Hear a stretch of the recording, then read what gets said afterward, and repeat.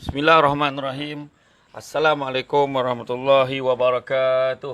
Alhamdulillah. Syukur kepada Allah Subhanahu Wa Taala kerana pada malam ini kita bersama-sama bersiaran secara langsung daripada atas bukit ni. Atas bukit bersama dengan dua orang kaunselor yang hebat kiri kanan saya ni. Di sebelah kanan saya Ustaz Haji Nur Azman bin Ahmad, iaitu kaunselor Majlis Agama Islam Negeri Sembilan. Di sebelah kiri saya Tuan Haji Zudin, tak perlu saya perkenalkan, tuan-tuan dah follow dia gitu. Tengok ketika kaunselor kanan penjara Kajang. Jadi tuan-tuan dan puan-puan dan Allah sekalian, pada malam ini ada merupakan klinik keluarga bahagia. Dan kita malam ni santai-santai ya. Kalau okey dapat sambutan hangat, insya-Allah akan keluar TV. Kita tak tahu TV mana keluar, belum tahu lagi dah. Kan TV sendiri ke apa, belum tahu lagi. Jadi insya-Allah tuan-tuan malam ni santai-santai. Nak beritahu penaja kita malam ni adalah aiskrim Nan ya, Nan aiskrim. Dia taja program kita pada malam ini, yang mana aiskrim ni adalah merupakan 100% keluaran Muslim. Kilangnya ada sijil. Ceritanya pemilik ni Nan ni Puan Azura, dia merupakan bertemu kilang tersebut yang terletak di Batu Cave. Kilang ni asalnya milik Maracun pula. Pemiliknya adalah warga Arab.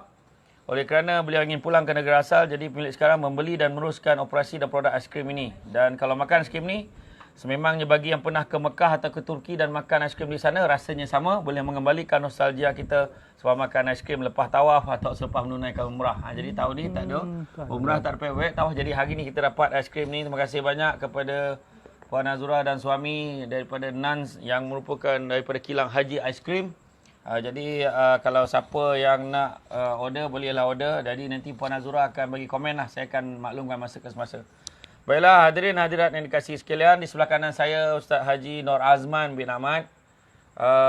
Kami walaupun duduk rapat, kami dah test dah buat saringan dah tadi. Dalam sesi tak demam, insyaAllah. Dan kita akan bincangkan beberapa persoalan-persoalan. Sebelah kiri saya Tuan Haji Zudin. Jadi tuan-tuan dan puan-puan sekalian, kita mulakan ada soalan ni daripada Hani Aris. Saya akan share gila-gila lah. Okay. Hani Aris soalan, bagaimana saya nak menghindari dari lelaki yang sebegini? Pertama, tidak memberi nafkah, tidak tanggungjawab, memenuhi semua keperluan asas keluarga. Minta duit isteri untuk membayar keperluan asas rumah. Kalau tak bagi, bising apa guna di isteri kalau tak nak bagi aku? Lepas tu 7 tahun tempoh perkahwinan dizalimi dengan tekanan mental dan fizikal. Sikap baran, kata-kata kesat dan kaki perempuan. Isteri dapat bukti dan dia mengaku ada ramai girlfriend dia selalu tidur dan main bersama, berzina. Ayatnya. Allahu Akbar.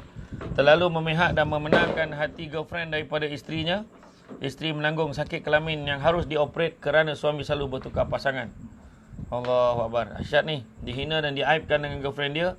Yang isterinya semuanya buruk, sedangkan isteri cukup berkhidmat dengan sempurna sebagai seorang isteri. Diganggu dengan panggilan phone girlfriend dia. Allah, banyak betul ni. Jadi kita bagi-bagilah tuan-tuan. Bagi-bagilah bagi-bagi.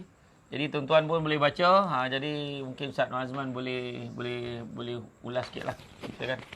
Okay, bismillahirrahmanirrahim. Assalamualaikum warahmatullahi wabarakatuh. Saudara Samsul, Tuan Haji Izzuddin, rakan-rakan FB malam ini ya. Tak konsentrate nak bercakap, skrim sedap mana. Orang dah tajuk makan. Itulah tu kan. Yalah, malam ni kita santai je. Paling tidak pun ada satu maklumat yang rakan-rakan kita boleh dapat, panduan. Jadi bila soalan ataupun cerita sahabat kita tadi tu, macam banyak perkara yang dilalui dalam kehidupan dia ya. Akibat daripada ialah tidak menjalankan dan memahami tanggungjawab itu sepenuhnya kan. Okey, dalam konteks kehidupan kita yang normal lah, perkahwinan ni kan, dia adalah satu perkongsian sebenarnya. Suka duka, bahagia, derita, mesti bersama-sama dengan pasangan ya. Kalau suami rasa bahagia, isteri rasa tak bahagia pun tidak akan kecapi makna rumah tangga yang sebenar. Begitu juga sebaliknya lah. Jadi dalam konteks sahabat kita ni tadi, saya nampaklah walaupun sekali lalu ya Cik Samsul sebut tadi tu kan. Maksudnya tekanan betul lah dia ni, tekanan. Semua depan, kiri kanan, depan belakang lah. Lepas tu dia sangat berisiko pula kan. Dia pun dah rasa apakah dia ni perlu teruskan perkahwinan macam ni atau tidak. Kalau tanya dari segi hukum lah. Apabila memudaratkan dan dimudaratkan, maka seorang isteri itu perlu mengambil satu langkah yang sewajarnya lah. Bukan dia mementingkan diri sendiri. Sampai satu saat, dia kena pentingkan diri dia dulu. Sebelum dia nak mencari sesuatu yang lain. Jadi dalam konteks ini, isteri ini boleh pertama, dapatkan khidmat nasihat kaunselor yang profesional dulu. Di mana-mana yang anda ketahuilah. Kalau di Negeri Sembilan ni boleh datang ke Majlis Agama Islam Negeri Sembilan, di Menara Mains kami ada di situ, ataupun di Terminal 1, ataupun di mana-mana daerah di Negeri Sembilan ni ada kaunselor yang akan membantu. Dapatkan panduan, dapatkan tempat untuk kita berkongsi persoalan-persoalan kehidupan ni, apa langkah-langkah yang patut kita ambil. Biasanya kaunselor akan melihat persoalan-persoalan dihadapi oleh klien tu sesuai dengan keadaan yang dia hadapi. Sekiranya klien dia boleh lalui dengan kekuatan peribadi dia, kita akan bantu dia dalam aspek itu dulu. Tapi kalau nampaknya dah sampai ke peringkat membahayakan diri, terutamanya kualiti kesihatan diri dia, masa depan dia, jadi kita akan cadangkan isteri supaya mungkin boleh libatkan suami dalam sesi kaunseling tu. Sebab kita tak tahu apa sebenarnya yang berlaku kepada suami. Apa yang dia sedang hadapi dalam dunia dia lah. Kadang-kadang dia pun tak tahu nak keluar daripada masalah tu, kan. Jadi mungkin kalau ada kerjasama pasangan suami isteri untuk datang, mungkin kaunselor akan bantulah untuk bagi panduan. Itu syarat pertama, mesti ada kerjasama kedua-duanya. Tapi kalau suami tak nak datang, tak payah dah nak nolong dah. Tak payah tolong. Tak payah nolong dah, kan. Lepas tu dia ada cerita pergi ke mahkamah tadi. Oh, dah pergi dah. Pergi mahkamah, tapi di mahkamah tu asyik pending macam cakap tadi lah. Tak ada kerjasama. Itulah kadang-kadang bila ada sokongan daripada pihak yang ketiga, contohnya kaunselor ni tadi, insya-Allah lah, maknanya mahkamah akan lebih mudah dalam menjalankan urusan dia, terutama dari segi pelaporan, kemudian pandangan profesional tentang kedudukan klien tu. Jadi kebanyakan klien yang datang mendapatkan perkhidmatan kaunseling profesional ni, mereka akan dapat satu celik akal. Oh, sebenarnya apa yang perlu dilakukan dan bagaimana dia nak lakukan. Jadi bila bantuan tu datang daripada kaunselor dan pihak mahkamah lihat bahawa sokongan diberi oleh sistem dalam kaunseling tu memudahkan mahkamah akan melakukan proses tu dengan mudah. Jadi sebab itulah kita suka kepada masyarakat ni dia ambil langkah yang proaktif. Maksudnya cari saluran yang betul lah untuk dia pergi dapatkan bantuan tu. Okay. Jadi kalau kita baca mula sampai habis tu memang kronik betul lah. Traumatik. Jadi itu nasihat yang telah diberikan oleh Tuan Haji Nur Azman Ahmad. Jadi ini ada satu ni, Nur Azlin Kefli. Alhamdulillah hari ni bincang pasal keluarga, sedih sangat tengok banyak rumah tangga diambang keruntuhan. Tambah-tambah musim PKP ni, rasanya perlu banyakkan lagi klinik keluarga macam ni. Mungkin Tuan Haji Zuddin boleh komen sikit lah. Baik. Alhamdulillah, bismillahirrahmanirrahim. Terima kasih saudara Samsul Debat, Ustaz Nur Azman. Tentang tajuk kita ni lah, tajuk keluarga ni sebenarnya tajuk yang memang tak ada kesudahan lah. Isu-isu yang sentiasa ada. Apa yang saya boleh kongsi hari ini adalah berkaitan dengan mungkin pengalaman saya sendiri, berdasarkan kaunseling yang kita buat dan juga pengalaman-pengalaman orang lain lah, untuk kita jadikan pedoman dan juga panduan sama-sama antara kita lah. Jadi kalau dalam keadaan PKP ni, orang kata orang sibuk nak buat new normal. New normal. Tapi ada setengah-setengah keluarga bukan kata new normal, yang old normal dulu pun tak settle-settle lagi. Terutama sekali daripada solat berjemaahnya. Kan? Macam mana new normal ni nak solat tarawih bersama keluarga, sedangkan dulu pun memang tak pernah buat. Kan? Dan banyak juga kalau kita buat isu-isu ni, terdapat ada di antara isteri-isteri masih lagi mengeluh, masih lagi bertanyakan mana ayahnya nak jadi imam, kan? Kalau kita boleh pergi ke Kuala Lumpur, tengok di kawasan-kawasan yang agak pesat, contohnya di Ampang, Damansara ke apa, siang hari ni kadang-kadang kita nampak macam biasa je. Kan? Macam biasa, bukan di bulan Ramadan lah. Banyak kita boleh try tengok hari-hari biasa. Masa PKP hari tu okey lagi. Ni dah PKPB ni, dah ada dah yang terlibat dengan aktiviti-aktiviti yang tak berapa baik lah. Sebab itulah kalau di penjara sendiri pun, sekarang ni PKPB ni dah mulalah penjenayah-penjenayah ataupun orang-orang yang melakukan kesalahan, melanggar peraturan dan sebagainya telah mula memasuki check in dalam penjara ni. So kalau nak sentuh dari segi isu tu memang terlalu banyak lah. Macam contoh tadi, isu yang pertama tadi memang kata struktur family tu dah mula rosak lah. Sebab family ni pun dia macam organisasi juga, kan? Dia ada struktur dia. Sebab tu Ustaz Nur Azman sebut tadi, kalau baiknya datang jumpa profesional. So bila sebut pasal profesional ni, kadang-kadang ada setengah-setengah masyarakat di luar sana dia salah faham tentang maksud profesional. Contohnya bila kita sakit mata, kita tak jumpa doktor general doktor. Kita kena jumpa dengan doktor pakar sakit mata. Itu yang kita kena jelas. Sebab kadang-kadang ada orang dia kata saya dah jumpa kaunselor dah. Kaunselor siapa? Alah, kaunselor saya kat mana-mana tu. So maksudnya ada setengah-setengah kaunselor yang tak berapa mahir betul-betul dalam bidang family counselling. Sebab apa? Bukan dalam bidang dia. Sama juga kadang-kadang ada setengah orang yang bila nak menyelesaikan masalah rumah tangga terus ke Jabatan Agama. Di Jabatan Agama, untuk maklumat tuan-tuan, live kita yang berada dekat sama-sama dengan kita malam ni, tak ada kaunselor di Jabatan Agama. Yang ada dekat Jabatan Agama tu adalah ustaz, ustazah yang mungkin ada kemahiran dan pengalaman menguruskan hal ehwal rumah tangga. Perunding cara. So ada banyak beza dia. Jauh beza. Kalau kita ni jauh beza dia. Sebab berdasarkan kes-kes yang saya pernah hadir, bila saya tanya pernah jumpa kaunselor. Pernah di mana? Jabatan Agama. Tapi dekat sana dia menangkan pihak sana, dia saya semua salah. So dia kena faham betul-betul. Dan kita pun dalam konteks hari ni bukan nak cari siapa betul siapa salah lah. Niat kita sebenarnya bila sebut profesional tu biar cari yang betul-betul profesional lah. Yang memang kaunselor. Memang faham betul-betul. Sebab dia tahu keadaan dia. Sebab kadang-kadang dalam struktur tu bukan keseluruhan struktur tu, hanya ada one part of struktur tu yang rosak. So kita kena baiki struktur yang itu je. Bila yang itu dah okey, so nanti dia akan cantik, dia akan jadi balik. Cuma apa yang Ustaz Nur Azman sebutkan tadi, bila ada kerjasama. Tapi mana-mana bila apa-apa saja sesi tak ada kerjasama, memang payahlah. Saya berbalik-balik. Biasanya bapak saya cakap mudah je. Orang dulu-dulu dia posan senang je. Bapak saya selalu posan, kalau kau suka tunggu, kalau kau tak suka belah. Itu je. Itu je cara dia. Last dia lah. Itu last dia tu.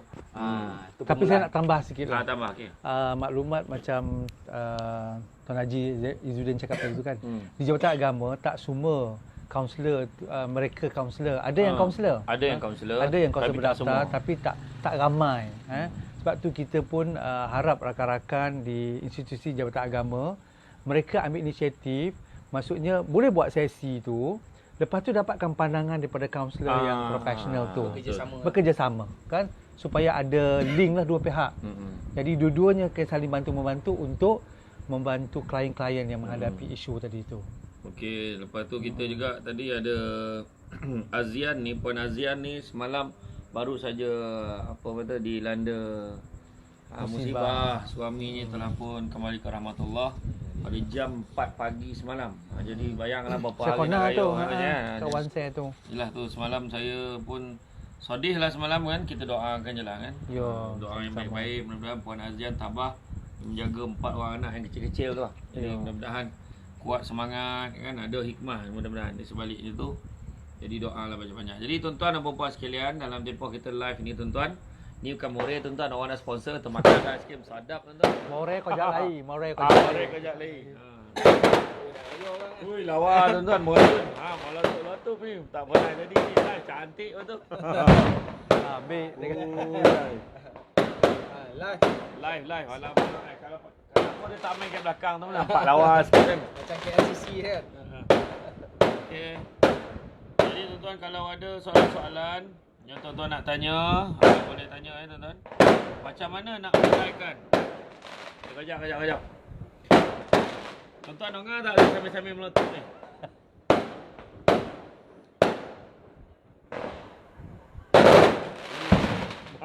Jadi pula dia meletup ni. Ini nak membuktikan memang betul-betul live ni. Ujung. Okay. Jadi bagaimana nak meleraikan kekusutan di antara adik-beradik yang tak ngam? Saya nak betulkan takut dituduh penyibuk hal orang. Macam mana tu tuan? Dan berikan nasihat tuan. Syukran. Tak hancur lah, bagi dulu. Apalah, saya moderator kan ni. Itu yang saya boleh makan aiskrim dengan bebas. Okey, saya respon dululah ya. Nanti tu Haji pula. Okey. Jadi kita yang bertanya ni dia adik-beradik yang dalam keluarga tu ataupun ipar-dua ini kita tak Ni cara tanya ni mungkin adik-beradik ipar ni. Sebab itulah. caranya dia nak betul takut dituduh penyibuk sebab dia rasa betul dia lah. orang. Orang luar tak kan. Sebenarnya dalam isu keluarga ni kita kena faham ada isu yang kita kena ada border. Contohnya macam hal ehwal roto anak beranak dia kan. Kemudian apa yang berkaitan dengan hak-hak yang menjadi suatu kepentingan kepada keluarga tu. Jadi kalau boleh pasangan ni janganlah masuk kan. Sebab itu teritori adik-beradik dia. Tapi kalau nak beri pandangan ataupun diminta pandangan boleh.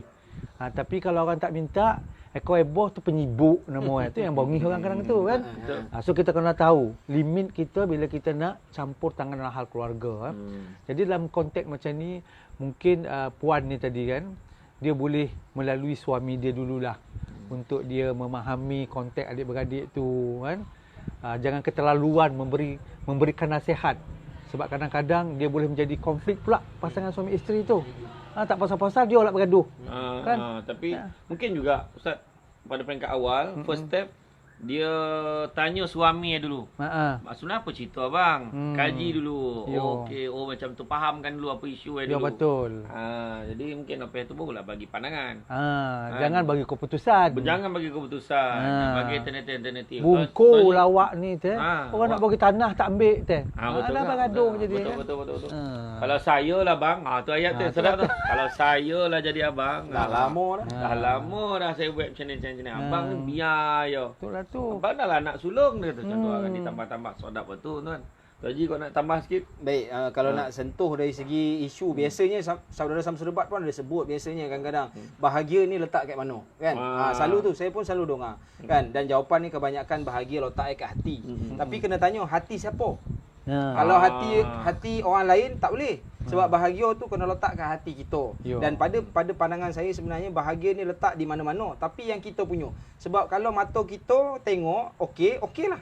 Kalau mata orang kita letakkan kat mata orang lain. Kebanyakan isu kita sekarang ni dia meletakkan mata orang lain. Cuba abang, dia cuba dia suruh tengok daripada sudut lain. Cuba awak bayangkan kalaulah tak boleh. Betul. Sebab kalau kita cuba masuk dalam keadaan yang lain, dia tak nampak. Sebab kadang-kadang dalam isu rumah tangga ni, kita tak boleh jadikan rumah tangga kita macam rumah tangga orang lain. Kita tak boleh jadikan isu rumah tangga orang lain macam isu rumah tangga kita. Betul. Sebab setiap orang yang duduk dalam ahli keluarga tu, structure tu, ada personality yang berbeza-beza. Sebab tu saya kata, tak kira kalau penagih dadah kahwin dengan ustaz pun, kalau penagih dadah kahwin dengan ustazah pun, ustazah boleh terima keadaan penagih dadah tu macam mana, faham. Tak penagih dadah pula faham macam mana ustazah tu, boleh bahagia rumah tangga. Tak ada masalah. Itu isu dia. Sebab kadang-kadang orang ni, yalah sekarang kita pun tak boleh nak salahkan mana-mana pihak terlampau sangat. Sebab keadaan sekarang ni, media sosial ni mainkan peranan besar. Kadang-kadang boleh kita kata musim PKPB ni lah, berapa banyak lori-lori penghantar barang berhenti depan rumah kan. Ten. Kadang-kadang ada orang tu, ui mak bang, jiran kita beli barang. Kita tak boleh tengok daripada sudut mata orang tu. Mata kita kena jaga. Sebab tu bila kita tengok, tu dah rezeki dia. Banyak. Sebab itulah dari segi aspek itulah yang paling penting. Kita saya. Yang tu dipanggil salamatus sadri, berlapang dada. Tengok orang tu tak dapat ada ya kan. Ada adik-beradik tu kan. Kadang wahal adik-beradik ni patut kita gembira tuan-tuan. Dia saya memotik kata-kata Ustaz Syed Abdul Kadir Al-Jufri. Tanda-tanda yang dongki tu dah mula ada dalam hati kita. Tanda-tanda dongki dah ada dalam hati kita adalah apabila orang lain dapat kebaikan, kita tak rasa apa-apa. Maknanya tu mula dah tu. Kita tak rasa apa-apa. Tapi kalau kita tak puas hati, mana dah dongki dah sampai dah tu. Dah sampai dah tu. Tapi mula-mula sampai tu bila kita tak rasa apa-apa. Jadi ni ada soalan ni daripada Aisyah Muhammad Ali. Dia tanya soalan pertama, kalau suami tak pernah bagi nafkah pada isteri dan anak-anak, macam mana Ustaz? Ni Ustaz Nazman jawab. Soalan kedua, andai suami bercerita hal keburukan isteri di kedai kopi dan menyatakan nak gantung isteri tak bertali, apakah hukumnya? Itu Ustaz Nazman lah jawab dulu. Kita tambah lah. Kita tambah lah. Bab hukum. Akap benar pula. Kita tambah ya. Yalah, dia bila bab nafkah ni tanggungjawab suami. Tanggungjawab suami macam mana pun. Ya, tapi ada keadaan tertentu bila suami tu ada halangan, contohnya macam pergi kerja accident, patah, tak payah bekerja. Jadi isteri tu ambil tugas suami tu. Tapi macam mana pun suami mesti ada encouragement untuk isteri tu. Jadi isteri tak terbeban rasa macam tu. Cakap terima kasih lah kau Ah, tolong tu abang ni dah. tak Macam payah ni. nak muat dah kan. Tu. Canen tu lah kan. Jadi bila suami tak jalankan tanggungjawab, sedangkan dia mampu menjalankan tanggungjawab tu, isteri boleh buat tuntutan di mahkamah syariah kan. Maksudnya bukan bercerai kak. Maksudnya pergi tuntut hak dulu nafkah tu. Tuntut hak nafkah diri, dan kalau tak ada nafkah anak tu dulu kan. Jadi mana yang menjadi hak untuk kita utarakan di mahkamah kan. Jadi di mahkamah tu bukanlah kata minta cerai. Ya. Tetapi kadang-kadang dia tak nak dengar cakap kita. Jadi mungkin di mahkamah hakim boleh sekolahan sikit suami tu. Tahu pun kan. Kau tahu tak ni tanggungjawab siapa? Kamu tahu tak kamu apa? Garang hakim ni kan. Main. Lepas tu yang kedua tu. Dan nafkah tu pula tambah sikit. Dan nafkah tu pula kadang-kadang ni kan nak ajar orang perempuan ni dah. Bila sampai mahkamah, hakim perintahan bawa nafkah tu ke isteri. Jangan, minta maaf lah ya, kan ngajar ni dah kan. Mana isteri kongsi. kau nak ambil inisiatif kalau boleh potong gaji. Kalau potong gaji tu automatik dapat. Permanent. Tapi kalau dia kata nantilah saya bagi esok, tak kan? Tak apa. Memang. Naik semula mahkamah tak dibagi kan? Tak dibagi itulah. Kebanyakan ni memang banyak macam tu. Ya. Tolak gaji tak payah hati dah dipukul lebih ni Macam suami isteri yang dah terpisah kan. Jadi bila hak nafkah anak tu, dia kata dia nak bagi masuk dalam bank contohnya kan. Bank mana tak tahu kan, bank entah mana dia masuk pergi cucuk-cucuk tak keluar kan. Jadi buat potongan gaji tu bagus. Potongan gaji. Direct kalau dia majikan lah kan. Okay, soalan kedua dia apa nama tu? Tentang dia bercerita hal keburukan isteri kedai kopi dan menyatakan nak gantung. Maknanya ada dua isu tu. Dia burukkan isteri dia kat kedai kopi. Maknanya kat orang lain lah. Okay. Sambil makan es krim dia kan. Berdosa cerita rumah tangga kat orang lain. Ingat Kecuali berdosa makan es krim tadi. Kau perajak lawak ni. Berdosa cerita rumah tangga kita kepada orang lain kecuali ada klausa tu. Kecuali kepada pihak-pihak yang berautoriti. Autoriti, pejabat agama, qadi, hakim, kaunselor, hakim, polis kan. Itu orang berautoriti. Okay. Boleh juga bercerita kepada orang yang tak berkepentingan kat atas cerita tu dan tak ambil kepentingan tu. Contohnya macam ahli-ahli dalam masyarakat, penghulu ke, ketua kampung. Dia pergi level-level yang tu kalau dia nak pergi kan. Kalau cerita kat kawan, hantar WhatsApp, hantar mesej kan. Mungkin kawan boleh dong Tapi lepas tu kan kita tak tahu apa tindakan dia. Mungkin dia kongsi kat orang lain pula. Dah tak pasal malu kan. Macam yang Tuan Haji Zudin kata tadi lah, orang tu tak ada kepakaran tapi dia nak menasihatkan juga dan nasihat itu mungkin mendorong dia bawa benda-benda yang tak elok pula. Ya, betul kan. Tu yang dia menggantung isteri tak bertali dengan niat. Mengantung isteri Ni suami dia kata menyatakan nak gantung isteri tak bertali. Hukumnya. Pelosor gantung orang ni. kan. Maksudnya kau biarkan isteri tu macam tu kan. Mana tak tanggungjawab, tak reti. Dalam Islam ni maksudnya jelas. Kalau bak kata dia ni kalau anda jaga terbatu. Kalau tak anda belah, kan? Belah, pergi jalan. Cakap macam tu lah. Tapi maksudnya Islam suruh kita wa ashiruhunna bil ma'ruf, layanilah, pergaulilah mereka dengan baik. So kalau kita rasa dah tak boleh tauhidkan perkahwinan ni, ikut cara yang betul. Maknanya serah balik kat mak ayah Kan banyak isteri kata kalau awak tak nak saya, bagi kat mak ayah saya balik kan. Ni tak bagi dah halau terus kan. Tu yang tak kena tu. Kan? Jadi Tuan Haji tambah sikit. Okey, saya tambah dari segi yalah kebanyakannya isu ni biasa berlaku. Kebanyakannya isu ni berlaku dalam rumah tangga kita ataupun kebanyakannya biasa berlaku dalam keadaan biasa ni lah kan. Tapi cuma kadang-kadang kita tak perasan. Sebab tu kita nak kena faham dan kita nak kena jelas bahawa dalam satu-satu keadaan tu ada rumah tangga yang bila ada pergolakan dia hanya perlu dapatkan channel orang yang betul. Bila dia pergi kepada channel yang tak betul, maka nasihat tu mungkin tak berapa nak cantik lah. Dan sebenarnya dalam isu macam ni, biasa kita kalau saya contohnya kaunselor di penjara sendiri pun, di penjara Kajang pun, memang kita fahami bahawa ada di antara isu-isu yang berlaku, di antara kenapa mereka terlantar ataupun terjerumus masuk ke dalam penjara tu adalah di antara struktur keluarga tu tak berapa kemas dah, tak berapa cantik.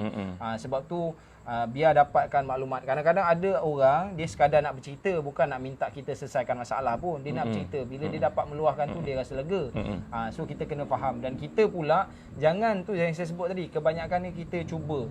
Bila kita nampak, "Oi, laki kau pula garang lah," sebab dia punya suami tak garang. Jadi bila dia nampak kawan yang laki garang, jadi dia beranggapan bahawa sepatutnya laki kau tak boleh garang. Sepatut laki kau macam laki Dan. Ini masalah dia. Itu masalah dia. Ini Dia masalah. menyamakan. Nak menyamakan tu. Dan nanti dia akan jadi isu berpanjangan. Sebab saya suka sentuh dari segi keluarga ni, dari segi kita kena faham, kita datang daripada keluarga yang berbeza. Dari daerah, dari negeri, dari segi latar belakang pendidikan berbeza. Jadi kita kena memahami antara satu sama lain. Dan kalau boleh kita lihat satu perkara lagi dalam bab ni, saya ingat 3 perkara. Nak bahagia dalam rumah tangga, pertama, saya lah hilang konsentrasi nampak air. Hijau. Yang pertama, malam ni paling santai sekali live kita, tuan-tuan. Aiskrim ada, air ada. Saya ada melotup gitu. Jadi pertamanya kita nak berlandaskan syariat Islam, tu pertama. Yang kedua, kita kena ingat kita hanya akan kenal pasangan bila dah kahwin dengan dia, berusahalah mengenali pasangan kita. Dan proses mengenali itu tak pernah berakhir. Selagi mana hayat di kandung badan. Dan yang ketiganya, tuan-tuan dan puan-puan sekalian, tidak ada pasangan yang suka dirinya dibanding-bandingkan dengan orang lain. Abang tengok orang tu, abang tengok orang ni. Jadi maknanya ini juga penting untuk kita jadikan asas kepada semua. Baik, tuan-tuan dan sekalian, saya tambah sikit untuk penaja kita aiskrim hari ni. Nan aiskrim. Dia kata harapan dan matlamat pengusaha bisnes ni mendapat pahala fardu kifayah kerana 100% pemilik kilang ni adalah orang Islam. Pernah mendengar hadis bahawa Rasulullah SAW bersabda suka makan benda yang sejuk dan manis. Jadi menjual aiskrim ni membuatkan saya rasa amat seronok. Enjoy dan rasa amat dekat dengan perkara yang Rasulullah SAW suka.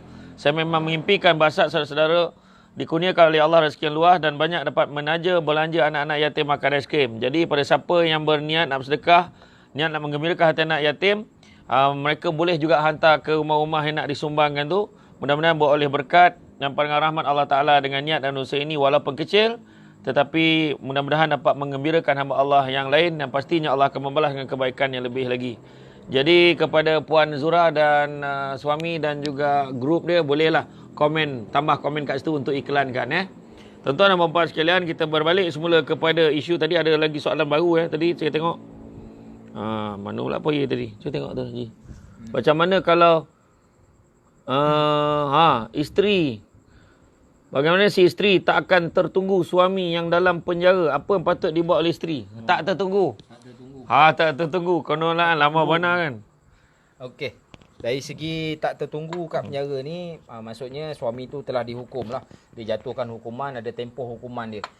Jarang kita jumpa banduan yang tak ada tarikh bebas lah. Kecuali kalau dia di bawah umur, dia ada TLS nama dia, Tahanan Limpah Sultan. Dia memang tak ada tarikh bebas, tapi kebanyakannya bawah umur. Dan bawah umur ni biasanya kebanyakannya belum berumah tangga lagi lah.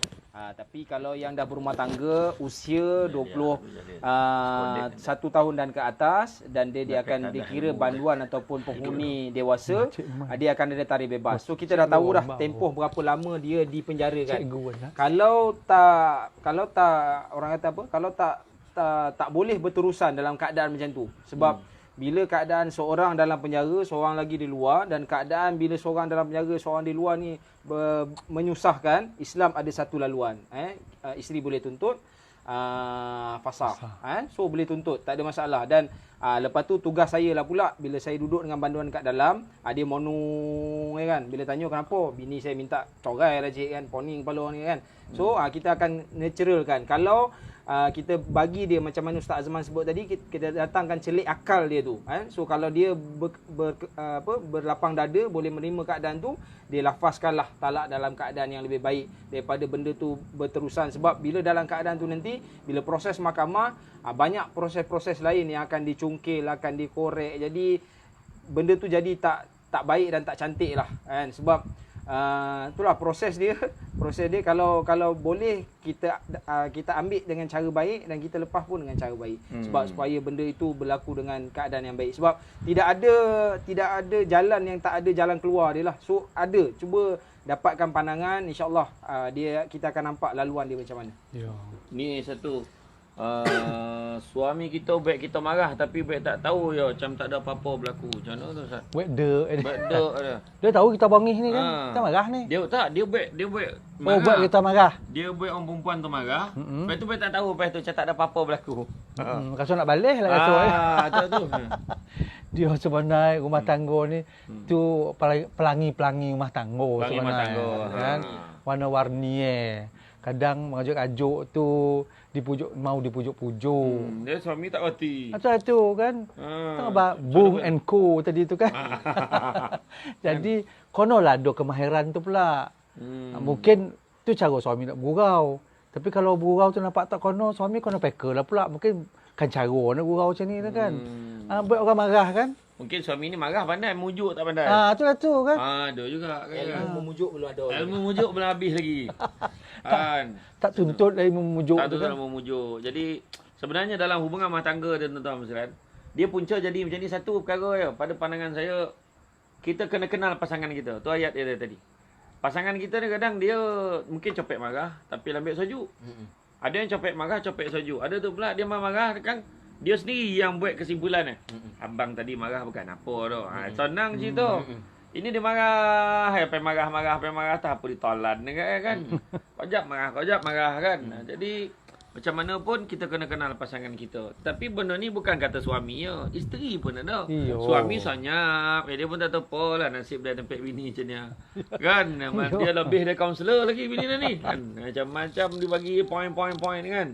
Jadi itulah dia kan. Tapi kadang Tuan Haji, ada juga kadang orang perempuan ni, bukan perempuan sajalah, lelaki pun, bila dia terpengaruh media sosial tadi, bila dia baca artikel satu benda dia share yang tak tahu tak daripada sesiapa, abang cuba baca ni bang, tengok orang ni cakap macam mana. Itulah abang patut macam ni dia tu. Kan? Ataupun awak cuba awak tengok ni. Tengok macam mana isteri ni layan suami dia macam mana. Awak tak pernah buat macam tu pun kat saya. Jadi, apa pandangan Tuan Haji? Betul. Tadi pun kita dah bincang dah satu debat Ustaz Azman dari segi bagaimana kita nak jadikan suami kita macam orang lain, suami orang lain, dan nak jadikan isteri kita macam isteri orang lain. So, benda tu sebenarnya tak boleh berlaku. Saya ambil satu contoh kisah luar sikit daripada rumah tangga. Biasanya hari tu kita digemparkan sedikit, sampaikan saya tengok hari tu Saudara Samsul Debat dengan geng pun ada buat isu pasal Ustaz Abid Liu kan? Dan ramai di antara lepas tu dia komen kalau boleh saya nak jadi macam Ustaz Abid Liu. Sebenarnya kita kena tahu sebenarnya Ustaz Abid Liu ni hanya satu je di dunia. Kita tak boleh jadi macam dia. Sebab apa? Sebab perkara yang dia lalui, benda yang pernah dia rasai, emosi yang dia faham, pemikiran yang dia fikir tak sama macam kita. Tapi kita boleh ikut contoh macam dia boleh. Tapi kita tak boleh jadi macam dia. Pergilah mana-mana pun sama. Macam kita tengok ada seorang pemimpin yang hebat, kita tak boleh jadi macam dia. Sebab apa yang dia lalui itulah pengalaman hidup dia. Dan pengalaman ni tak sama macam orang lain. Kan? Itu kita kena jelas dan kita kena faham. Dan bila kita bercerita tentang itu tadi, satu saya rasa bila kita berkahwin, ramai orang ingat perkahwinan ni hanya pada hari pertama saja. Sedangkan kita dah sebut tadi perkahwinan ni sepanjang hayat, selagi hidup, masa proses rumah tangga tu berterusan. Ada orang bercinta sampai 20 tahun, lepas tu kahwin, cerai juga. Ada orang tak pernah bercinta pun, kemudian kahwin, alhamdulillah 20 tahun, 30 tahun, bercucu, bercicit dah pun. Kan? So, maksudnya proses, dia adalah satu proses. Proses saya kenal awak, awak kenal saya. Tadi Saudara Samsul Debat ada sebut perkataan marah. Kita definasikan marah ni pun, walaupun kita buka kamus, marah dia ada definisi, tapi marah di setiap orang kita ni lain definisi. Sebab bila kita tanya, kau laki kau marah macam mana? Tah, laki dan marah sonyap. Itu tanda dia marah. Tapi ada kau laki kau marah, dia kalau marah maki hamun, semua keluar perkataan-perkataan, itu tanda dia marah. Jadi kita kena faham. So kalau bang sonyap itu kan, marah lah tu. Jangan tanya abang marah kau. Memang yang seorang tu dah sampai penampal. Ada orang jenis macam tu. Ada orang jenis marah dia dengan kelakuan fizikal dia. Dia tumbuk, dia terajang, dia lempar apa benda. Marah betul tu. Memang marah lah. Tapi ada orang belum macam tu. Sebab saya bagi satu contoh, ada setengah-setengah sesi kaunseling yang saya jalankan. Dia kata, "Cik, saya tak faham. Laki saya bila macam ni dia tinggikan suara. Awak kena faham dulu keadaan dia macam mana." So bila kita bincang kan, kita nampak rupanya dalam konteks tu suami ni, bapak dia tinggikan suara tu belum marah lagi. itu biasa je tu. Tapi bila kita kenal pasti dalam konteks macam mana bapak dia marah. Oh, bapak dia kalau marah maki hamun. Habis semua perkataan-perkataan samdul, cendol, semua keluarlah kan. Itu tahap level marah. Jadi bila dia minta isteri dia, yang cepatlah sikit yang. Janganlah marah. Saya tak marah. Saya suruh awak cepat. Tu tinggikan suara. Sebab isteri dia pula datang daripada family yang bila bercakap tu lembut-lembut, ya kan? Pegang-pegang, ya kan? Usap-usap, bincang-bincang, elok-elok. Jampul macam tu. Jampul macam tu kan. Tapi kalau gaya golak tu tak macam tu kan. Jadi kita kena faham. Sebab proses tu berlaku. Dia tak habis hari tu je. Sebab tu tadi kalau bila suami marah baik tak tahu itu kan. Sebenarnya kita belum kenal lah. Kita belum habis kenal. Kita belum habis Jadi kenal. mana kata, itu mungkin dia marah, tapi belum peak marah betul-betul lagi. Tapi kira marah lah tu kan. Jadi ada satu isu ni Ustaz. Kalau suami tengah tak ada kerja dan isteri minta izin bekerja sebagai pekerja part time, tapi suami tak bagi dan menyatakan lebih baik mati tak makan dari bagi isteri bekerja. Macam mana tu pula? Maknanya dia tak sanggup makan hasil isteri dia, seolah-olah macam tu lah. Apa ning kan? Apa ni? Suruh pergi kerja tak nak pergi kerja. Orang nak bekerja tak bagi pula. Jadi dia isu macam ni sebenarnya. Bila suami tu tak bagi isteri keluar bekerja, sebab apa? Mungkin cemburu. Mungkin dia ada masalah-masalah lain kan. Jadi yang itu memang tanggungjawab suami pelihara keadaan isteri tadi tu. Tapi kalau suami tak bekerja, tak bagi pula isteri mencari sumber pendapatan, ni berdosa lah pula ni kan. Tanggungjawab dia tak jalan. Sedangkan di rumah tu nak makan, nak minum, nak itu, nak ini. Jadi mungkin isteri ni ambil inisiatif, tak apalah awak tak kerja duduk rumah. Kan dalam konteks sekarang lah PKPB ni banyak orang yang menghadapi kerjaya yang dia kena berhenti. Tapi isteri bekerja kan. Tak apalah kita tukarlah peranan tu. Suami ambil lah peranan isteri di rumah tu kan. Jaga rumah, bersih rumah kan, tak ada masalah. Apa nama orang putih itu? Orang putih apa betul? Husband apa benda itu? Apa tu? House. Entah, sumi rumah ada. Sumi rumah. Kalau kan, perempuan suri kan dia lelaki sumi rumah. Jadi maksudnya suami ambil peranan isteri kalau isteri itu duduk di rumah. Dan isteri yang keluar bekerja pula kena tahu pula batasan-batasan dia pergi kerja. Jadi saya rasa ini mesti ada isu yang suami itu tak bagi kenapa. Jadi kena jelaskan dulu. Kenapa bini lawa pula? Itulah tu semua lah tu. Semua tu kan kau pergi suruh kau keluar kan tak sesiapa kau jumpa. Jadi tak habis. Sebab itu Islam tu jelas. Memang tanggungjawab cari nafkah tu suami. Isteri tu di rumah bersama dengan anak-anak untuk mendidik kan. Jadi fitnah tu kurang sikit. Tapi bila suami buat macam ni, apa payahlah. Dia tak berorak, isteri nak berorak tak boleh kan.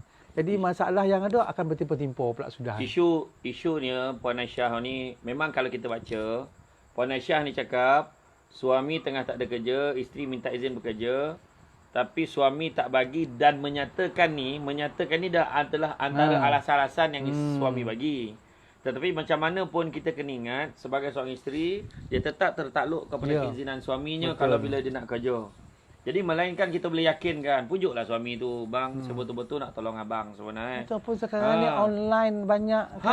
Online banyak. Nak kerja kat luar pun orang takut sekarang ni. Macam-macam orang buat. Berselubung, tanggung rumah senang. Kan, sambil menyala-menyala kat katil tu boleh berniaga. Kan. Dia yang jadi tu bila suami isteri tu sekepala, sejiwa. Bila seorang kepala ke sana, kepala ke sini, itu jadi itu payah. Seorang kepala terjulur kat tingkap. Seorang meja, tak untuk arah itulah tu kan. Sampai buat bincang kan. Sampai bincang dia. Payah jadi kan. Jadi Tuan Haji nak tambah sikit lah. Tambah dari segi kita dah banyak menyentuh dari segi peranan. Kalau kita kupaskan satu-satu isu keluarga ni banyak sebab bila kita tahu satu isu ni sebenarnya dia ada isu di sebalik-sebalik itulah. Dia ada isu di sebalik-sebalik itu sebab mungkin dia ada sejarah. Kadang-kadang bila kita cerita pasal kenapa suami dia ni tak bagi isteri dia bekerja. Mungkin dulu dia pernah ada mak dia pun ada kes. Dia dan kebanyakan orang ni itulah bukan kadang-kadang pada media sosial ni. Saya pernah jumpa kes isteri datang jumpa saya, bila kita selidik, bila kita tanya, apa hobi puan masa-masa lapang? Saya memang suka baca novel. Orang baca novel ni pula satu masalah juga. Dia membawa kehidupan dia dalam novel tu. Dan dia tengok dalam novel tu macam kehidupan dia. Dan bila dia menggariskan kehidupan dia macam tu, dia kata kenapa hidup aku tak macam dalam novel tu. Sepatutnya bila aku mengajuk, suami aku pergi belikan bunga, kan? Bolehlah sejambak ke apa, pujuk aku. Sebab dalam novel tu cerita macam tu. Ini masalah lah. Payah. Ini satu Strawberry masalah. cecah coklat. Lagi lah bangang buat bunga ni. Kita pula bangang, tak boleh kan. Ada orang memang macam tu, nak buat macam mana. Sebab ada setengah-setengah keluarga yang tak pernah menyambut hari apa-apa pun. Betul. Hari jadi ko, baik hari apa pun. Kita pula kahwin dengan orang yang memang semua hari dia raikan. Mak jururawat, hari jerawat sambut dia. Ayah bomba, hari bomba pun dia sambut dia. Dia hari guru pun dia sambut dia. Dia semua hari. Tapi kita pula dapat lelaki yang memang satu hari pun. So kita kena faham. Sebab sampai bini tanyalah, abang perasan tak hari ni hari apa? Rabu tu. Hari siang tu. Siang. Hari nak siang kan. Memang kono siang orang tua ni. Aduh. Itu isu dia lah kebanyakan. Okay. Jadi ni Qawi Roza ni alhamdulillah saya faham akan isteri saya. Kadang ada masa isteri terima gurauan saya, ada masa jangan cik pasal, terutama semasa isteri tu period. Itulah yang dapat saya kongsikan. Qawi Roza ni daripada Brunei. Dia Darussalam. Memang follow kita selalu. Salah seorangnya memang asal Malaysia. Seorang ni daripada Semenanjung. Alhamdulillah dia follow kita lah. Alhamdulillah ni. Hani Aris, bagaimana jika bekas suami mengambil dan menjadikan anak-anak sebagai bahan untuk bermalam di rumah girlfriend baru untuk menutup prasangka jiran dan bermalam untuk keseronokan mereka melakukan maksiat? Allahu Akbar. Kan? Sampai nak cakap apa lagi kan? Tapi ingat budak tak reti menipu. Budak tak tipu. Kalau kau dah tangkap, tanya memang di situ Habis. Abah dia masuk dalam bilik kan orang tu, kan? Janganlah diturun nombor-nombor contoh ke anak. Betul, kan? jangan. Betul. Jadi anak-anak besok mencontohi sebab pada dia okey je. Benda tu normal baru. New normal.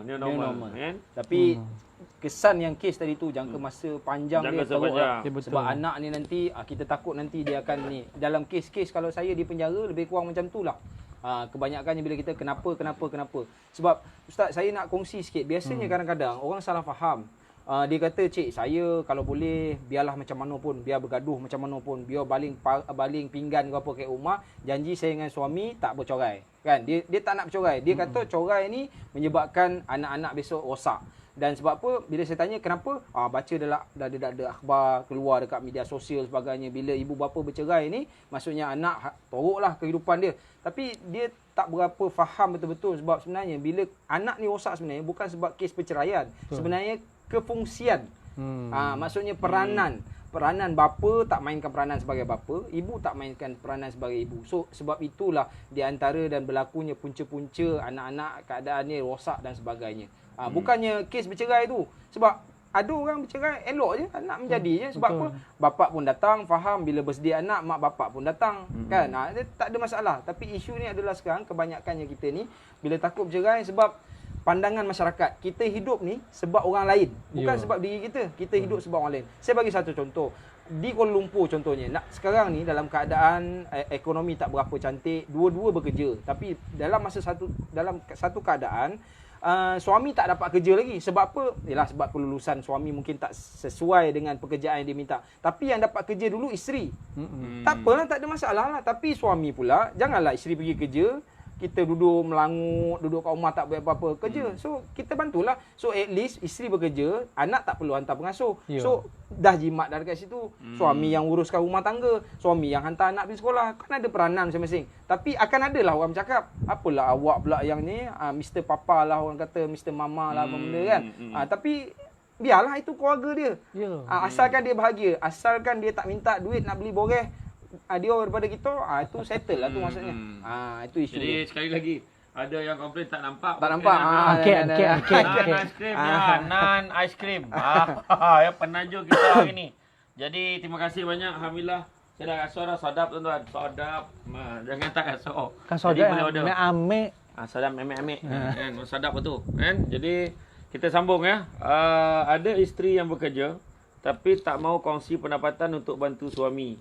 Suami sampai berhutang untuk tampung keluarga, tetapi isteri sanggup habiskan duit untuk keluarga sebelah ibunya. Yang ni macam mana ya Ustaz? Aduh, ni biasa ni Ustaz. Biasa persoalan ni. tak dia perkahwinan adalah perkongsian. Susah senang, suka duka kan. Sikit sama sikit, banyak sama banyak.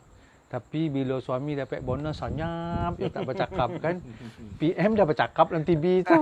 Ibu nama tu. Teh. Bila minta tak ada kau sikit. Mana ada teh? Kan bangak semua. Jadi kalau boleh lah ya, rumah tangga yang harmoni, sejahtera, maksudnya cuba kita kongsi bersama.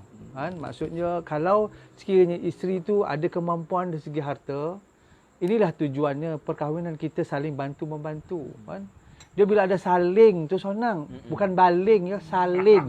Maknanya apa? Saling. Bantu-membantu, ringan-meringan kan, tolong-menolong. Jadi benda-benda macam ni lah akan membuatkan kesinambungan perkahwinan tu berjalan dengan baik. Tapi bila harta saya, awak tak boleh lah ambil dia. Saya yang bekerja kan. Ya betul, kita tak nafikan dia kan. Tapi bila nampak suami tu dalam keadaan perlukan bantuan isteri bolehlah sekadar mana boleh dibantu. Tapi jangan take for granted pula suami. Ambil mudah, ambil itulah ringan. tu bila buat senarai kan. Mana yang kau boleh tolong ni ya, katanya kan. Tak apalah bang, pampers budak saya belilah, kan. Pengasuh ni saya bayarlah sebab saya nak bekerja kan. Lagi tak lelaki kan. Lepas tu tak apalah yangnya saya ambil lah tekan. Kau ambil lah semua teh. Tak boleh itu kan. Dia bayar duit kereta dia ya. Macam tu. Itu yang bila saya tengoklah dalam kes contohnya, minta maaf cakap ya. Orang yang nak pasang satu lagi, dia rasa dia berlebih. Sebab ada orang nolong dia. Dia tak perasan. Orang ni dah menolong banyak dah. Tu dia rasa dia lebih. Bila lebih tu terlebih-lebih pula. Jadi sekarang ni maksudnya kita ukur kemampuan kehidupan keluarga kita sendiri tu macam mana. Kan? Kau banyak, sama banyak. Kau sikit, Saling tu. saling. Ayat saling dengan saling. Ya. Bila ada saling, okey. Tapi bila dia baling dah lain. Ada. Saling lah. Mana saling bantu-bantu. Ya. Saling kasih, mengasihi. Mengasihi. Sayang menyayangi. Bak kata Jamak Abdillah dan Najib Mat Daud dalam Azura. Sayang Menyayang. menyayang. Sandarkan pada kenangan. Sandarkan. Semua lah ni kan. Cukup lagu kan. Okey. Kita tengok. Taminah Saksi menolong segala hal rumah tangga. InsyaAllah aman, tak salah buat hal kerja rumah. Okey. Okey, tengok. Ahmad Nan. Cuba mai rasa aiskrim resepi ala-ala Turki. PM untuk tempahan. Dah keluar dah iklan. Dah keluar. Kan, jadi boleh telefon nombor tu segera. Tapi siapa yang goram tengok saya makan aiskrim tadi, jangan lopeng goram tu, macam tu lah. Ni kan More tuan-tuan, tak pernah kau More makan aiskrim tu malam ni. Kau ada yang nak air hijau? Air hijau. Hijau aiskrim. Kerajaan. Okey, hijau. Kan. Okey. Lagi satu Ustaz, cerita petang-petang pukul 7 tu bahaya kat tu. Ramai isteri banding dengan suami isteri dengan suami dalam TV tu. Betul. Ni betul lah yang cerita lebih kurang dengan novel tadi lah. Yolah. Kan, benda tu direka-reka. Dia dah tulis dah. Tidak ada kena-mengena dengan hidup dan yang mati. Kalau ada persamaan pun cuma kebetulan. Tu mengikut imajinasi. Bayangkanlah imajinasi. Mengangarut tuan-tuan. Tiba-tiba berjuta dia punya tebusan. Tiba-tiba ada yang masalah tu macam macam dia buat-buat kan. Takkan tak faham-faham lagi. Cerita. Nama pun drama. Yang kita nak jadi macam dia, pernah ke dikatakan contohilah drama ini sebab tu contoh terbaik? Tak pernah. Tak pernah kan. Jadi itu semua hanyalah orang kata kita ambil pengajaran yang baik-baik ajalah. Kan tak boleh. Tak boleh nak disamakan ya. Okey. Apa ni? Indah sebuah perkahwinan. Okey, sekejap ya. Ada lagi tak? Ada lagi tak soalan-soalan ni Oh, banyak komen ni Lelaki tak boleh nak tolong sangat, nanti dia lupa bagi nafkah. Jadi biar semua dia tanggung, nanti dia lupa tanggungjawab dia. Apa pandangan? Lelaki hebat macam tu lah. Lelaki ni tak boleh nak tolong sangat. Orang perempuan je pandangan, jangan tolong sangat lelaki ni. Perempuan pun je komen. Nanti dia lupa bagi nafkah. Jadi biar semua dia tanggung, nanti dia lupa tanggungjawab dia. Elok ya bila lakon kadang tu tak ada kan. Berbuat tak ada. Buat tak ada. Susah sikit. Dan pegang dah baru dia tolong sikit. Tu strategi lah. Yalah betul. Strategi, skill rumah tangga. Boleh jadilah ya. Saling bukan baling. Dia ambil Saling bukan baling. Okey, Nusa Intan clear. Apa pun mantap. Kirim salam ke Ustaz Nur Azman. Waalaikumsalam warahmatullahi Muhammad Faizal Mat wabarakatuh. Akhir. Okey, apa lagi ni ha? Kita tengok ada tak soalan-soalan lagi tu Haji, tengok ah. Tak jumpa ya. Tengok balik. Kadang kena refresh balik ni. Kena tengok balik. Jadi tuan-tuan boleh kirimkan soalan-soalan kalau tuan-tuan ada apa-apa pertikaian. Kan, kalau ada apa tanya, nak tanya, boleh tanya. Kita kat senang ni ada dua-dua ni. Kita punya idea banyak malam ni tuan-tuan. Sebab bekalan makanan pun banyak. Jadi idea tu. Bercambah dia. Jadi tolonglah bagi soalan. Saling bekerjasama ni. Saling bekerjasama. Isteri mesti banyak doakan suami. Seorang bagus. doakan baik-baik. Jangan kita doakan yang negatif. Ini pakai lawak keluar mesti cik perempuan ni. Tu semualah tu. Tuan-tuan pergi masjid orang tu kan. Pergi masjid. Abang time PKP ni lah pergi masjid. Dia menghayati pula kan. Kantoi pula kan. Berdiri topi masjid rindu. Dia kata kan semua masjid tutup. Ada masjid yang buka kan. Dia tak tahu abang AJK masjid lah boleh lah tu. Itu tu. Ya. Jap, ada pandangan-pandangan lagi ni. Waduh, saya punya line pun tak berapa cantik kan malam ni. Ni Sini memang kurang sikit lain. Tapi okey, tadi setakat ni okey. Tuan-tuan semua tak ada pula yang komen line problem malam ni. Dia cakap Nusa Intan clear ni semua clear, okeylah. Ni ada satu. Suami lebih sanggup pinjam duit Along. Yang tadi Aisyah tadi, yang sama tadilah. Dia tak bagi isteri kerja. Jadi dia sanggup pinjam duit Along daripada bagi isterinya bekerja. Jadi sebenarnya Along ni kesan ni pun tak baik.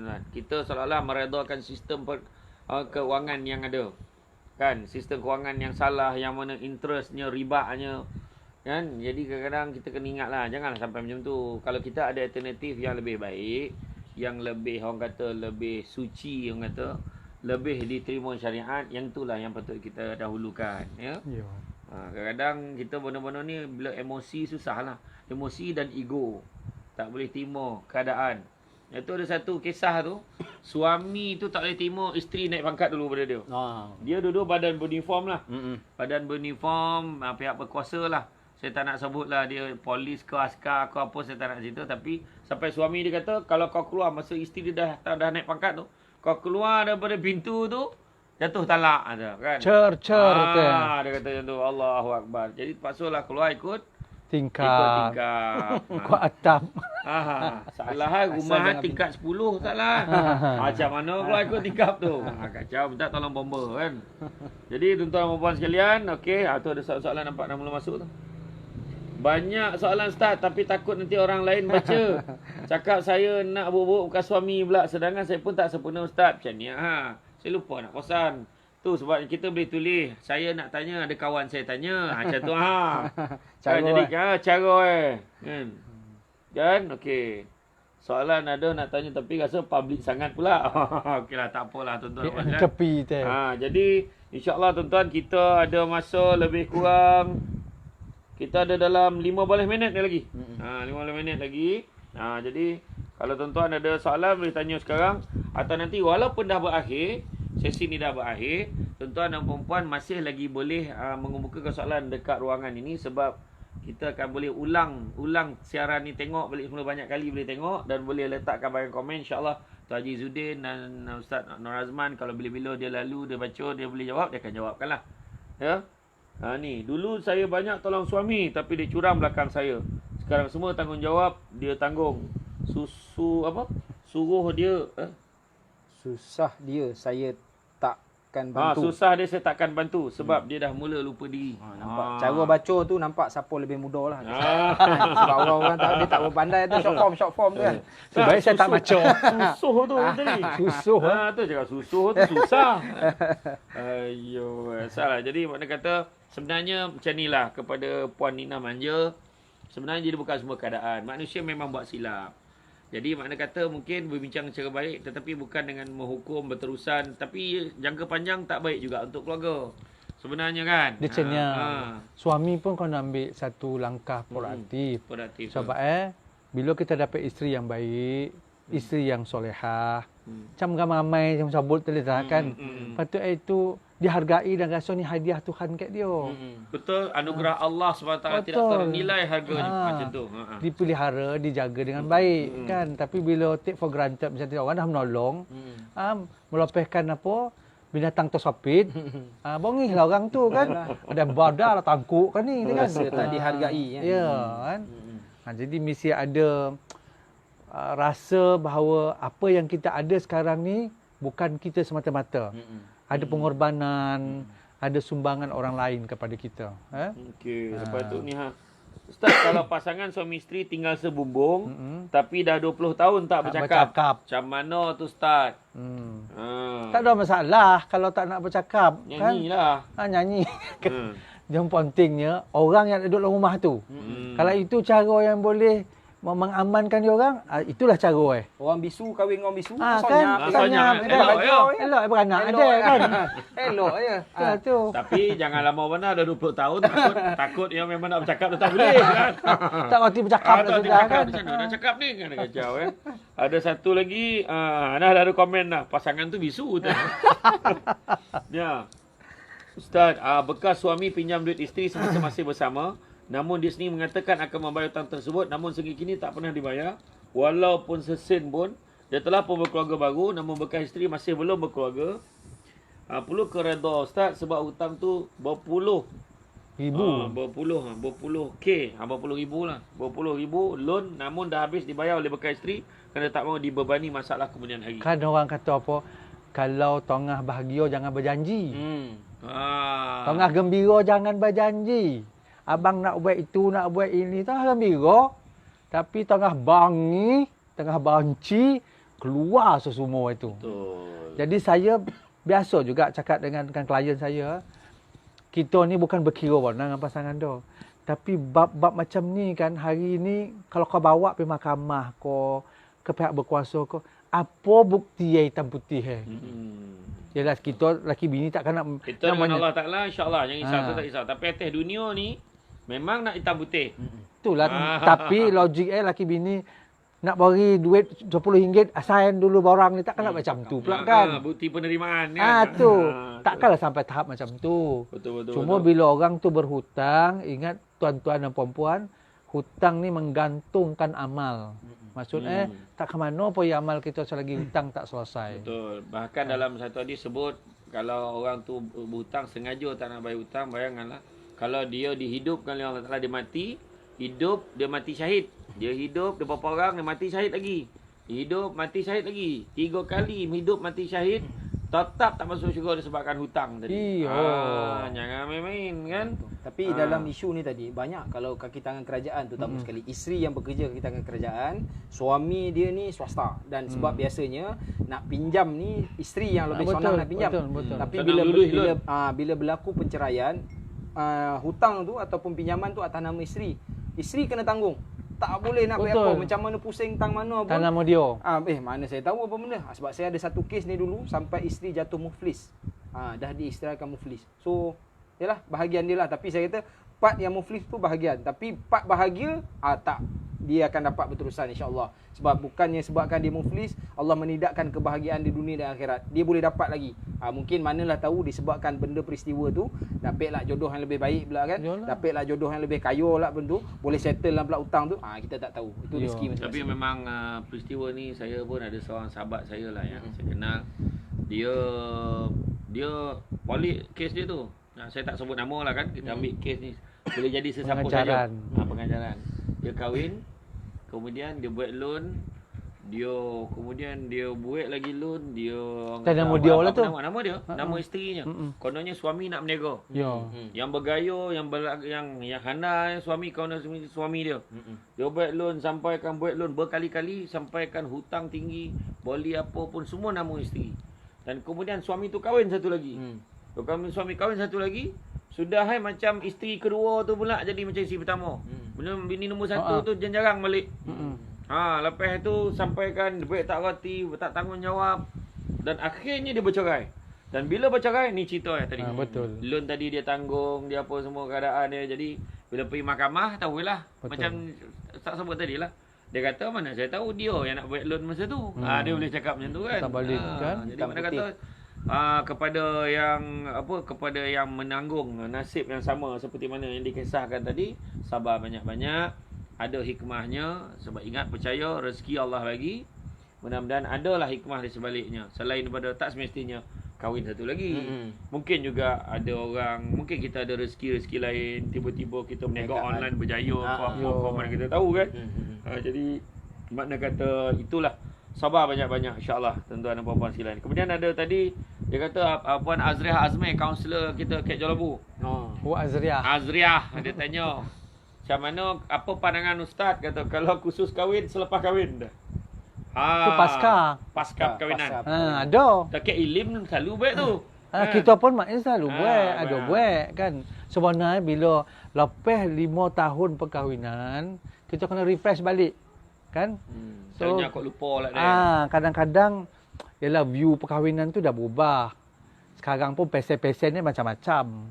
Jadi baik suami isteri ni pergi refresh ilmu perkahwinan tu, mungkin skill-skill baru tu boleh di-apply. Dia bukan kata nak tunjuk kelemahan kita. Kan? Kita poin ni kita nak ilmu. Nak bincang. update kita punya ni pengetahuan. So masa pra perkahwinan, dia tak ada macam pengisian untuk melihat personality pasangan. Tapi dalam pasca perkahwinan, kita trace personality pasangan tu. Oh, badan lah bingai dia ni. Rupa dapat kalornya kan. Dapat kalornya kan. Rupa dia kalau jongking. Maksudnya kat situ baru kita faham, adjust. Macam mana nak buat penerimaan satu sama lain. Satu lagi Ustaz, masa pra perkahwinan isu belum timbul. Ya. Masa tu Belum serumah. Masa tu lawa semua. Wangi aja kan. Bau wangi. Kau lah segalanya kan. Ya, bukit bukau, gunung ganang, laut semua kan.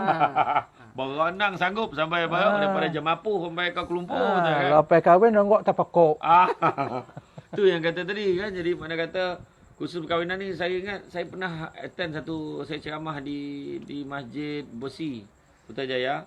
Elak derita cari bahagia. Ada satu tajuk tu, dulu lain sekarang lain. Tu semua lah tu. Mana nak tunjukkan kenapa mula kahwin dulu macam ni. Kenapa dah 5 tahun tiba-tiba suam mana. Ada tu sajuk baku tau ada. Kan. Saya ingat masa kita seminar, kita forum di pusat dakwah tu. Kan ada isteri tanya, suami saya tak tahulah kayu ke Lepas tu seorang perempuan gigit tangan. Dia kayu okey tu, suami saya batu lah. Mana dia kata macam tak ada perasaan. Makin bukan main lagi. I love you. Kan kau sayang lah kau ni mana-mana kan. Tak ada dah. Tak ada punchline dah.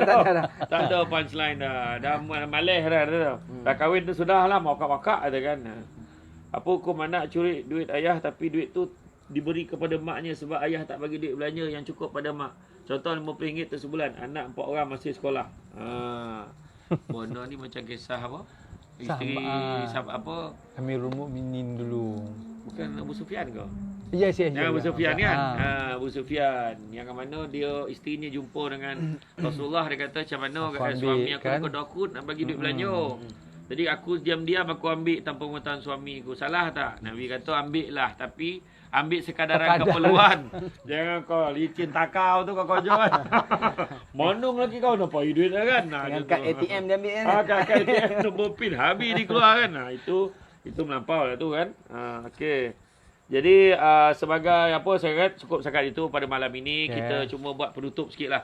Penutup sikit mungkin nasihat kepada pasangan. InsyaAllah disebabkan banyak permintaan ni kata okey. Kita akan buat bekalan mungkin lepas ni PPKP kita baik kat luar pula. Kita umumkan bersecara langsung dekat restoran mamak ko. Kita buat secara langsung, kita buat dekat dataran Suamban ko kan. Kita buat macam tu kan, suasana fresh tapi tak dapat lah cokodok aiskrim pun tak dapat kan. Air hijau tak dapat lah. Mungkin dataran ada orang lain pula sponsor. Orang lain sponsor insya-Allah. Jadi terima kasih kepada Nana Aiskrim. Tak apa, okey sekarang kita bagi kepada Tuan Haji Zuddin dulu lah. Mungkin bagi nasihat kepada pasangan-pasangan kat luar sana. Silakan. Baik, banyak cerita yang kita berkisahkan pada malam ni adalah berkaitan dengan suami isteri lah. So, bila suami isteri antara hubungan seorang dengan seorang yang lain. So, bila ada hubungan, pada saya, dia mesti cari satu titik persamaan. Kalau dari dulu kita suka makan nasi ayam, pasangan kita suka nasi ayam, mungkin masa-masa bercinta tu, bahagia sungguh lah kan. Sekepala lah kita ni, sehati sejiwa. Tapi bila melayari bahtera rumah tangga ni, sepanjangnya takkan sepanjang 10 tahun nak makan nasi ayam ni kan. So kepelbagaian. Pada saya, ramai dah orang sebut pada bila berkahwin ni, suami isteri complement each other, lengkap melengkapi. Kalau isteri kita suka masak, pandai masak, kita pun walaupun kita suka pandai masak dan boleh masak, janganlah tunjukkan skill kita tu.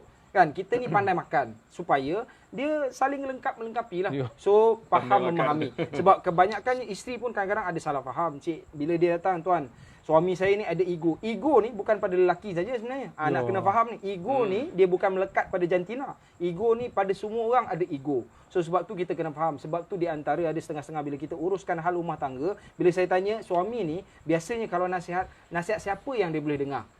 Bapak dia boleh. So kita gunakan bapak dia untuk menasihatkan dia. Tapi bapak pula kena ada kemahiran kaunseling juga. Ya. Janganlah bini kau tadi datang jumpa Dan, dia mengadu pasal jatuh dia punya maruah itu. Ya. So bapak pun kena faham sebab matlamat dia satu. Dalam rumah tangga ni nak pastikan pelayaran rumah tangga tu berlayar dengan baik. So kalau tak ada orang mengambil kesempatan, saya rasa itu adalah keadaan yang baik. Dan isteri dan suami kena faham. Sebenarnya apa yang suami respon kepada kita kadang-kadang adalah hasil daripada apa yang kita bagi.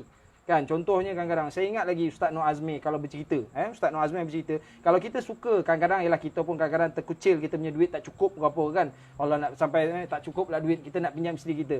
Biasanya yang pinjam RM50 nak isi minyak jap. Tapi bila pinjam kali kedua, masa kita nak pulangkan balik duit ataupun kita nak pulangkan pinjam tadi, kita pinjam RM100, kita pulang RM100. Tadi kita pinjam RM50 kan, kita pulang dengan RM100. Jadi orang rumah kita pun lama-lama dia pun, bang hari ni tak nak pinjam ke? Sebab dia tahu kalau kita yang pinjam, dia akan dapat lebih. So respon daripada situ. Jadi keadaan dia bila kita pinjam RM10 langsung tak bayar, memang payahlah nak dapat. So kita kena faham kadang-kadang apa yang kita cuba hasilkan itu adalah datang daripada apa yang orang respon. Apa yang kita samai tu. Jadi kita nak tuai apa kemudian. Ya, betul. Ya, betul. Itulah. Bila kita buat baik, jadi isteri kita pun seronok nak berbakti pada kita. Lebih kurang lah jadi kan. Jadi Ustaz Razman pula kata-kata yang boleh. Okay, Alhamdulillah malam ni bincang kita santai je. Walaupun saya rasa tuan-tuan pun lebih tahu lah daripada kami ni sebenarnya. Tapi bila bertanya tu kita orang jawab lah. Apapun laluan-laluan dalam kehidupan ni, kita kena ambil peringatan bahawa setiap yang berlaku dalam hidup kita ni adalah pelajaran kehidupan. Tak ada rumah semua sama. Kita nak macam rumah orang tu, tak sama dah rumah kita, rumah orang tu kan. Belajar untuk kita saling memperbaiki diri masing-masing. Jangan mengharapkan orang memperbaiki untuk kita. Kan? Kita kena perbaiki diri kita untuk orang lain. Jadi harapan saya semoga yang mengikuti slot kita malam ni akan bijak membuat perkiraan dalam kehidupan. Jangan mengikutkan emosi perasaan semata-mata. Kalau ikut fikiran pun kadang-kadang fikiran tu dengkel, fikiran tu cetek. So maksudnya kena seimbang. Emosi kena ada, pemikiran pun ada. Dalam masa yang sama, kena juga cari bantuan pandangan daripada orang-orang yang boleh membantu kita. Boleh kau saya nak apa sikit buku ni? Boleh. Promosi, okey. Okey, sebenarnya buku ni bukan saya yang tulis. Ini isteri saya lah. Itu kan saling bantu membantu kan. Itulah. Yang tulis orang lain. Itu kemahiran dia kan. Kemahiran dia menulis kan. Jadi buku yang ditulis oleh Puan Nur Syamsi Nur Baharin ni ialah berkaitan dengan isu baru tahu. Baru tahu ni kisah tentang banyak bono-bono yang kita tak tahu dalam hidup ni kan. Yang simple-simple. Baru tahu. Dia sebenarnya amalan-amalan yang ringkas, yang kecil tapi ganjarannya besar kan. Yang tuan-tuan dan puan-puan boleh dapatkan maklumat buku ni mungkin boleh melalui saya ataupun Cik Samsul nanti kan. Nur Syamsino Baharin. Tulisan Jadi makna kata baru tahu. Dan tak tebal sangat. Baru aku tahu. Macam tu pun kita kan macam tu. Lah baru tahu. Tak kau kan. Bagus betul. Tajuk pun dah menarik lah kan. Jadi maknanya ini adalah bacaan santai kan. Maksudnya boleh jadi pocket book kita masuk dalam beg atau hadiah atau sesiapa yang nak mewakafkan bahan bacaan ini kepada orang lain, hadiah kepada anak-anak, kepada kawan-kawan, kepada mana-mana perpustakaan yang ada pun dialu-alukan. Sebab apa yang ada dalam buku ni adalah hadis-hadis sahih daripada Rasulullah SAW yang simple untuk praktikal kita sebagai kehidupan seharian. Contohnya macam 8 pintu syurga. Bila kita selesai ambil wuduk, kita baca doa lepas ambil wuduk tu, rupanya itu adalah 8 pintu syurga yang Allah sediakan untuk kita. Benda simple ya. Tapi bila kita tak tahu, oh kasan ni. Kosan kalau tu tajuk lain. Tajuk lain kasan ni kan. Kosan ni. InsyaAllah. Berapa harga ustaz dia tanya? Ini. Harga, kena tanya, itu kan tulis ni kan. Ada ya. So harga yang ada dalam cetakan buku ni RM17. RM17. Kalau beli banyak, contohnya beli pukal, boleh 100 contoh boleh bincang PM Topi. Boleh bincang PM Topi. Sebab matlamat kita bukanlah harga tu sebenarnya. Tapi matlamat ilmunya kita ilmunya tu, amalannya untuk yang tuan-tuan. bagus tuan-tuan, saya tengok ni contoh tadi saya nampak tadi dekat dalam ni dia ada bagi tahu tentang bagaimanakah tentang satu perkara isu yang ada tu, dia bagi 4 mazhab punya pandangan. Yang ini kata batal ke tak batal ke ada. Jadi yang ni baik tuan-tuan, dan walaupun nampak simple tetapi dia padat. Ni tentang isu ni dia kata mazhab Hanafi perpandangan. Kemudian dia beritahu juga tentang kalau mazhab Maliki macam mana, mazhab Syafi'i macam mana, mazhab Ambali macam mana. Jadi mana kata simple dan kita boleh tahu, simpan dalam hati kita ni, kita boleh share pula pada orang. Dan dia senang tak payah kita muka kitab lain tu dah ada kan. Betul. Mudah. Maksudnya kita membantu pembaca untuk dia mendapat terus ilmu itu dalam bacaan tersebut. Jadi pasti dapatkan. Menerusi Facebook ni pun bolehlah tanya kan, boleh tanya. Jadi sekali lagi tuan-tuan dan puan-puan sekalian, saya ucapkan terima kasih banyak. Kat mana nak beli tanya. Kau ada buku lah. Kau ada buku belum ada dah. Tak, dia direct kepada penulis. Oh, direct kepada penulis. Kalau macam tu nak hubungi macam mana? Nombor kontak ada? Ada. Okey, ambil nombor telefon ni, talian. 011 011 1057 1057 26 26 30 30 2630 011 1057 2630. Puan Non Syamsinor. Puan Nur Syamsinor. Jadi kalau nak boleh telefon, WhatsApp ya. Okey. Oh, baru tahu. Oh, dah selamat lahir Puan Jaliah kata. Oh, dah selamat lahir buku tu. Ya, alhamdulillah. Jadi mana kata wajib beli ni, Azriah kata. Wajib beli. Nak kontak tuan, tengok daripada Brunei dah nak order. Kalau boleh Koi Roza daripada Brunei, ambil senarai. Orang Brunei siapa yang nak buku ni, senang. Kita hantar sekali.